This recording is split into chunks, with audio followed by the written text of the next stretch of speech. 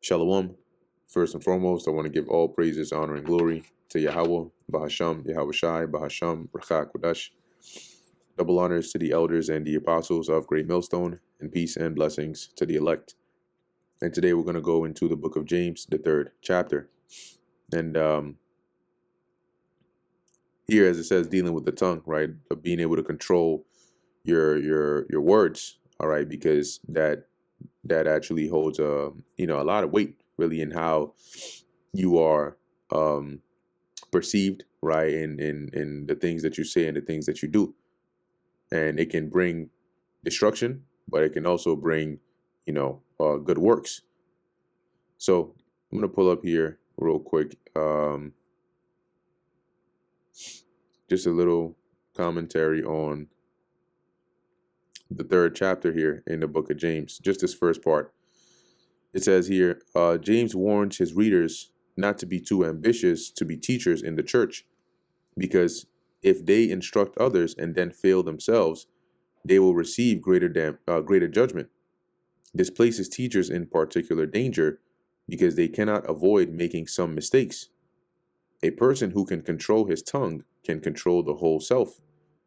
Just as a bit or bridle controls the horse and the rudder controls the ship, so the tongue controls the person. Small as it is, the tongue can do great damage when uncontrolled, just as a tiny flame in dry grass can burn down a whole forest.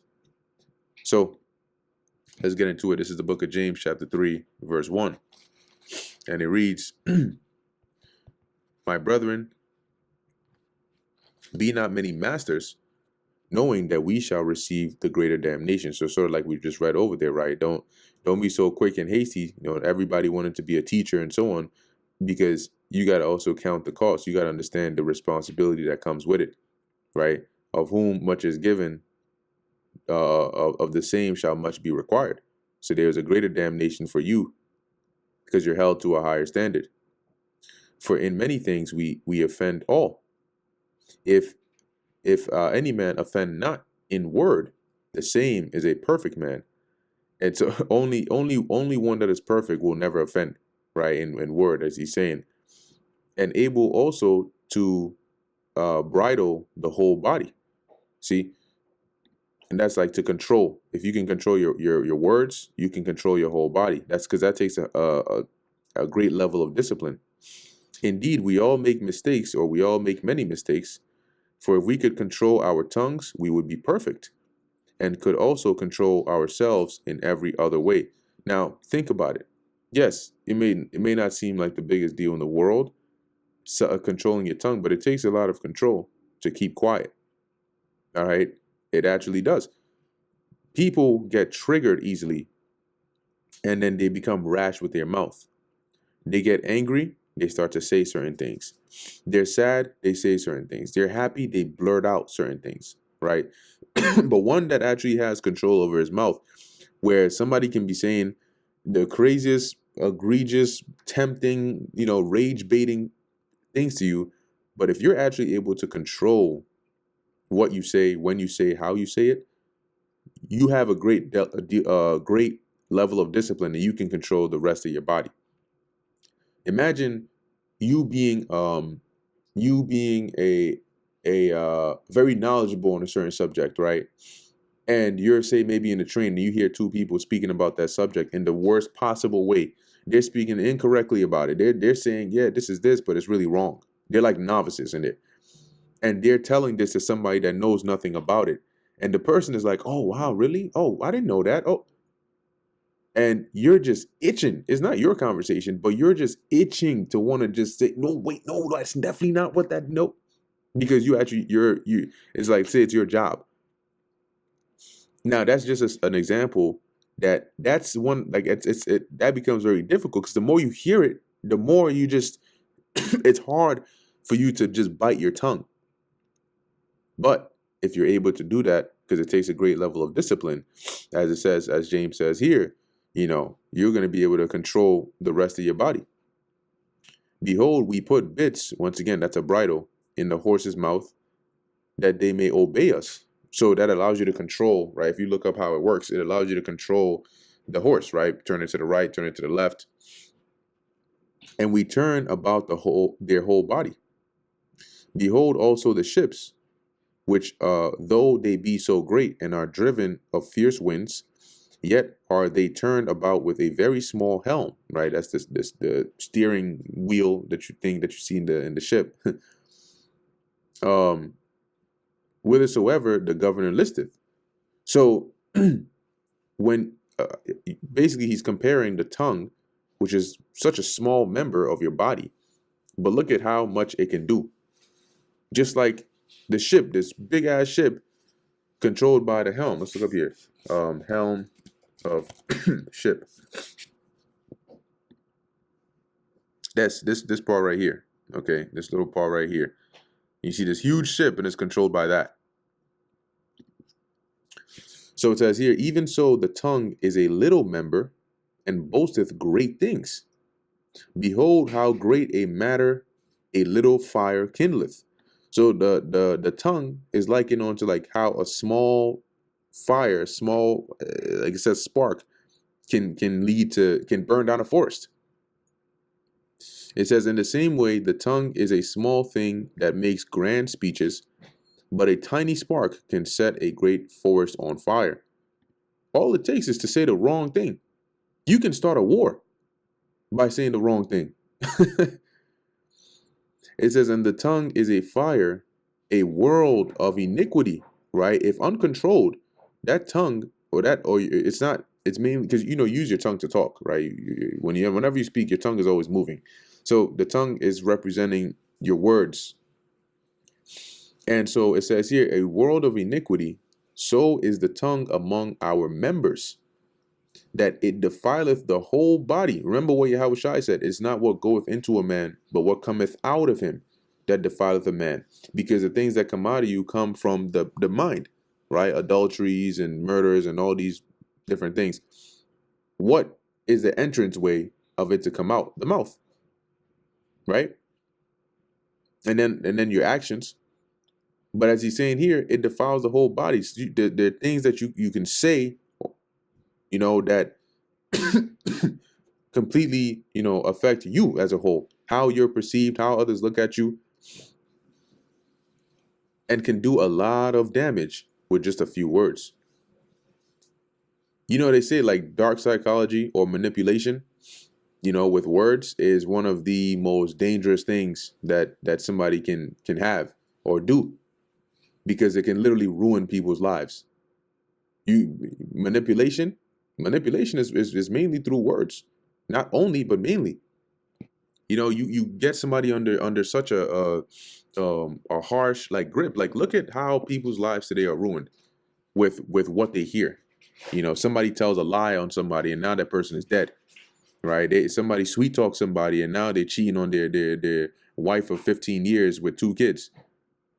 So the tongue can do a lot of damage.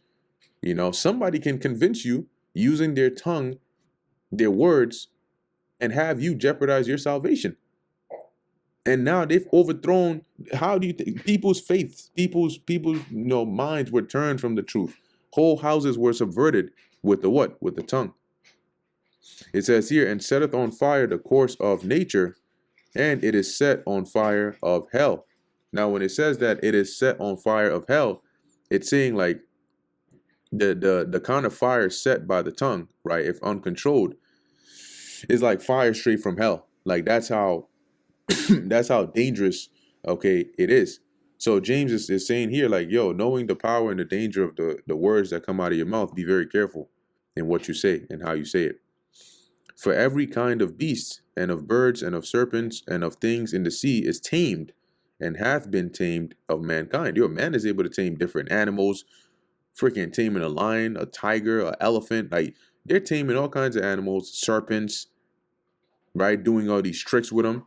If you go to those little shows, you'll see like they tame, killer whales, orcas, dolphins, all these different creatures. As it says, man has been able to tame, but the tongue can no man tame. Would you look at that? It is an unruly evil, full of deadly poison. Now, James is warning of the dangers of the tongue, because the tongue can also be used for good. We use the tongue for good, to preach and spread the gospel and spread the word. It says here, but no one can tame the tongue. It is restless and evil, full of deadly poison. Therewith we bless God. With the same tongue, with the same mouth, you bless the Lord, even the Father, and therewith we curse men, which are made after the similitude of God. Like they say, in the world, if you say something foul, they say, do you kiss your mother with that mouth? It's like, damn, the same mouth you use to show, affection, you're using to also show malice. It says so James is saying here, right, with the same tongue, with the same mouth that we bless the Lord, you also curse men. With the same mouth that proceedeth good also proceeds evil. Men who are made after the similitude of God, right, made in the image of God. Out of the same mouth proceedeth blessing and cursing. My brethren, these things ought not to be so. So don't, use your words wisely, and let them mirror the faith that you walk in, right? Not the deeds of the world or of the flesh. Doth a fountain send forth at the same place sweet water and bitter? If you go to a fountain, are you going to get both contaminated and clean water at the same time? No. Can the fig tree, my brethren, bear olive berries? You're not going to go to a fig tree expecting olives. Either a vine figs, you're not going to go to a vineyard expecting figs. So can no fountain both yield salt water and fresh. It's going to be one or the other. Who is a wise man and endued with knowledge among you? Let him show out a good conversation, or out of a good conversation his works with meekness of wisdom. It says here, if you are wise and understand God's ways, prove it by living an honorable life, doing good works with the humility that comes from wisdom. But if ye have bitter envying and strife in your hearts, glory not and lie not against the truth. It says, but if you are bitterly jealous and there is selfish ambition in your heart, don't cover up the truth with boasting and lying. This wisdom descendeth not from above, meaning the wisdom of envying and strife, and then trying to cover and trying to lie against the truth, doesn't come from above, but it's earthly and sensual, it's carnal and devilish, deceiving. This is wisdom of the left hand, wisdom of the world. For where envying and strife is, there is confusion and every evil work. See, that's what it leads to. That's the company that that is kept there, where there's envying and there's strife. Of that comes evil work and confusion. But the wisdom that is from above is first pure, then peaceable, gentle, and easy to be entreated. Let's look at that word, entreated.